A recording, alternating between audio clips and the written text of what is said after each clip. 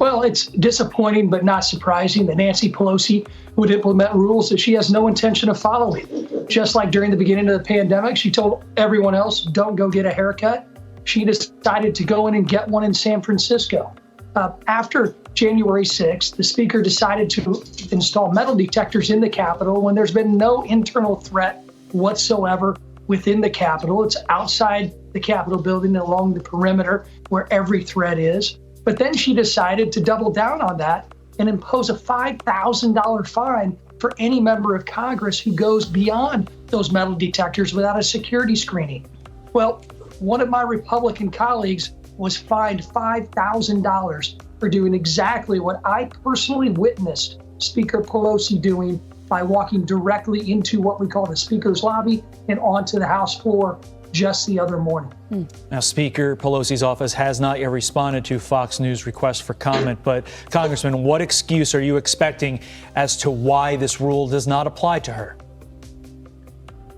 Well, I would have expected an excuse by now if she had an excuse. I think she's just going to try and get the people that are under her jurisdiction, like the Sergeant at Arms, who was appointed directly by the Speaker and was appointed directly by the Speaker immediately after his predecessor was fired on January 7th.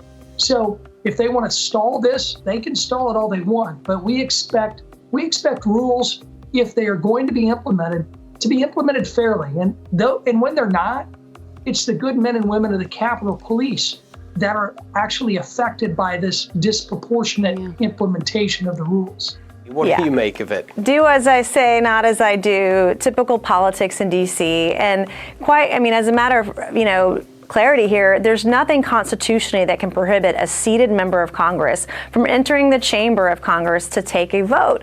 And so what we're doing here is totally unconstitutional, and she won't even live by her own rules. It's not surprising, I guess, unfortunately.